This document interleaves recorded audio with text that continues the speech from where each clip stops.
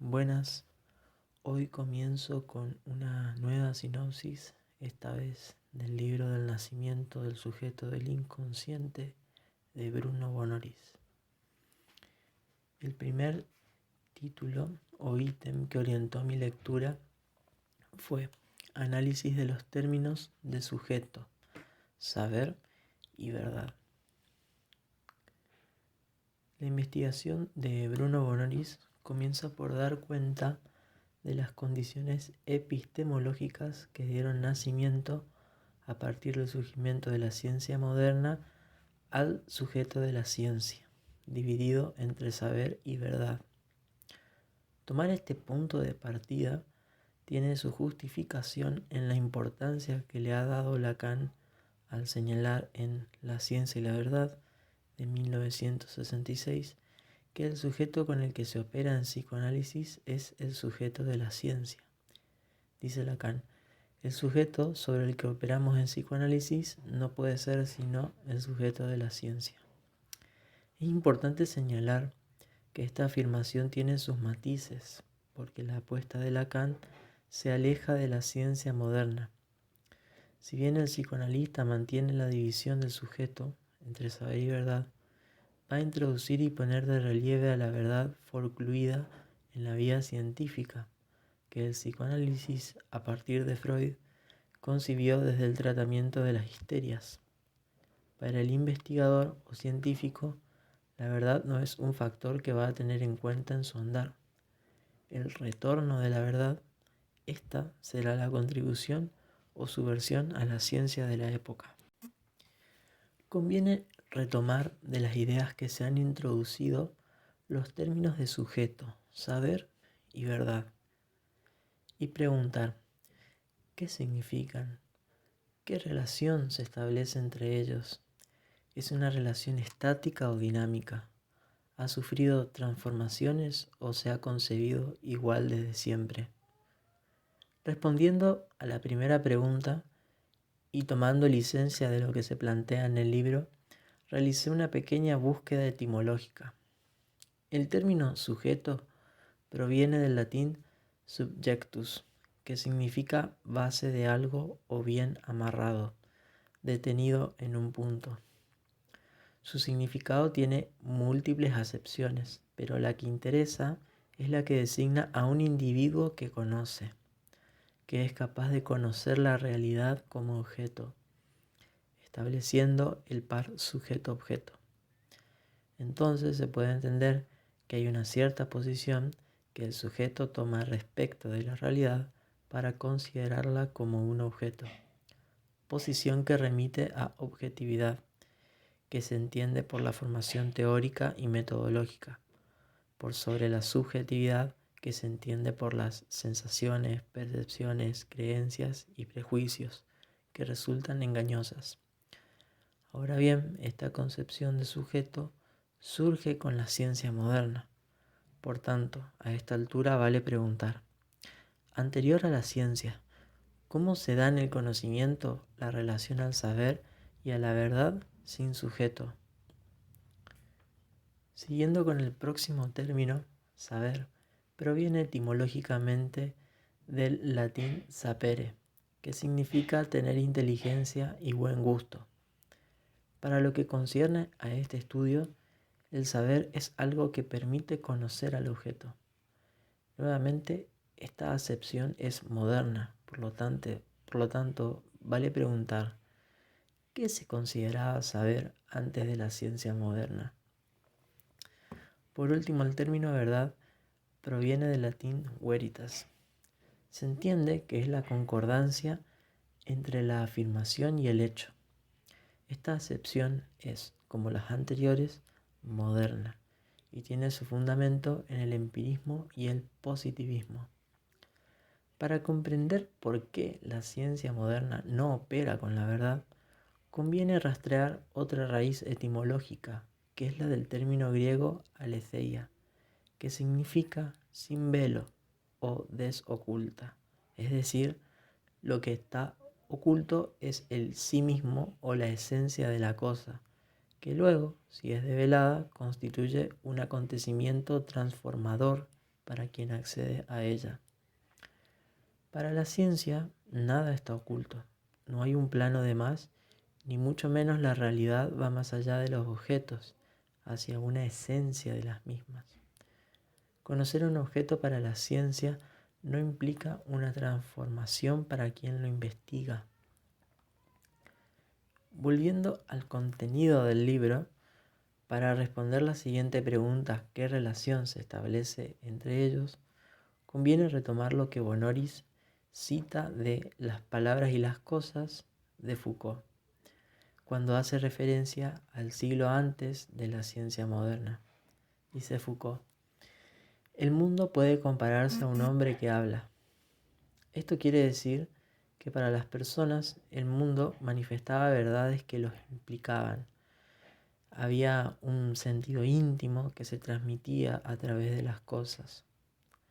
Antes del siglo XVII, el mundo era un texto, algo a ser descifrado, afirma Bonoris.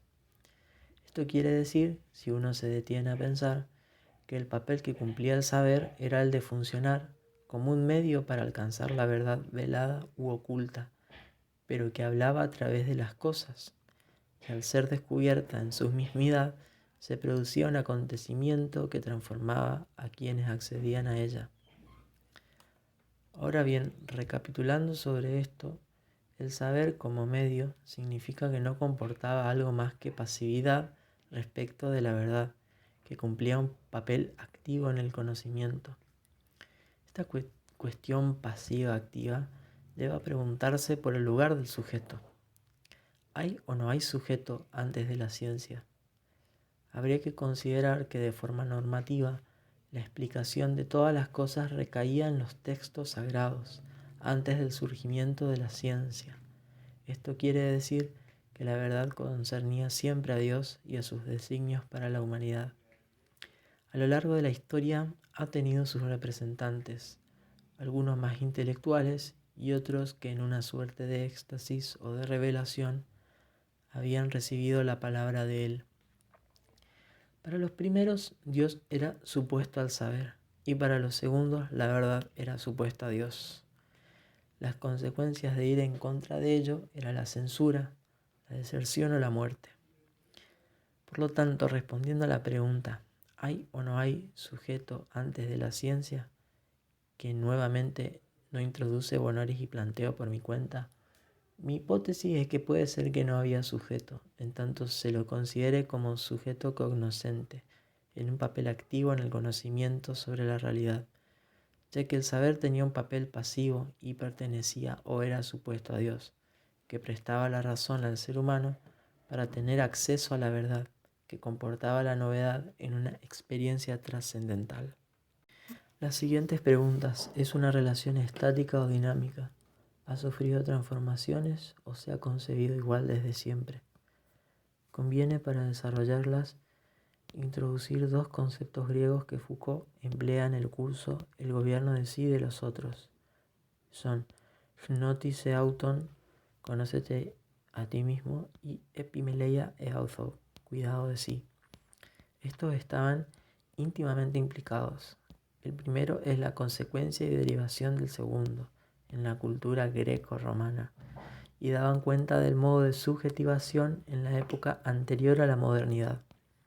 Es decir, para conocerse hay que pasar por una transformación sobre el sí mismo. Epimeleia e auto se emparentaba con las prácticas espirituales que Foucault define en La hermenéutica del sujeto de 1981 como búsquedas, prácticas y experiencias que constituyen, no para el conocimiento, sino para el sujeto, el precio a pagar por tener acceso a la verdad. Esto suma la hipótesis anterior respecto del saber como pasivo y de la verdad en un lugar activo en relación a la transformación del propio individuo en sus prácticas espirituales. Ahora bien, con el advenimiento de la ciencia moderna y del cogito cartesiano en el siglo XVII, lo que se puede pensar es que se produce un quiebre radical entre gnótise auton y epimeleia eauthou, al dejar de lado la verdad, esa que habla a través de las cosas. El mundo ha enmudecido y el sujeto ya no necesitará realizar una transformación sobre sí mismo para acceder a la verdad, y la verdad ya no modificará su ser de sujeto, afirma Bonolis. Es hacer del conócete a ti mismo un acceso fundamental a la verdad, según Foucault en El gobierno de sí y de los otros. Cae de Maduro respondiendo a la primera pregunta: ¿es una relación estática o dinámica? La relación entre sujeto, saber y verdad es dinámica. No ha sido desde tal siempre y como hoy la entendemos en el sentido común. Ahora bien, conviene retomar el término verdad y preguntarse en base a las definiciones de Veritas y Aletheia, ¿qué tienen en común? La primera tiene un criterio de verdad que se corresponde con las ciencias fácticas, como la biología o la geología. Pero ¿acaso vale para todas las demás ciencias? Para la física, la gravedad es algo que se pasea por el mundo, se la ha observado con los ojos. Para las matemáticas, el cero tiene su correlato con algún objeto de la realidad. Es evidente que para las construcciones de estas ciencias, llamadas las más duras, el criterio de verdad que maneja el empirismo no es válido. Inclusive considerarlas podría ser un obstáculo epistemológico. Respecto a Aletheia, no hay en su definición nada que responda a un criterio fáctico.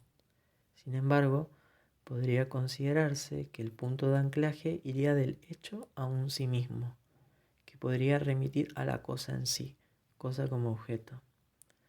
Otra cuestión que se advierte es el tinte psicológico de lo desoculto o desvelado, y en su efecto, al parecer, como ya hemos visto en relación a los conceptos de Gnotice Auton y Epimeleia e Author, hay una imposibilidad inicial, que más que teórica, metodológica y tecnológica es psicológica, que necesitaría de cierta transformación para poder ver claro y distinto. La pregunta es: ¿resiste la cosa o el individuo? La respuesta no es tajante, como tampoco lo que sería ese sí mismo de la cosa, porque cae en una especulación metafísica que, como la historia enseña, cada quien ha pretendido su verdad definitiva.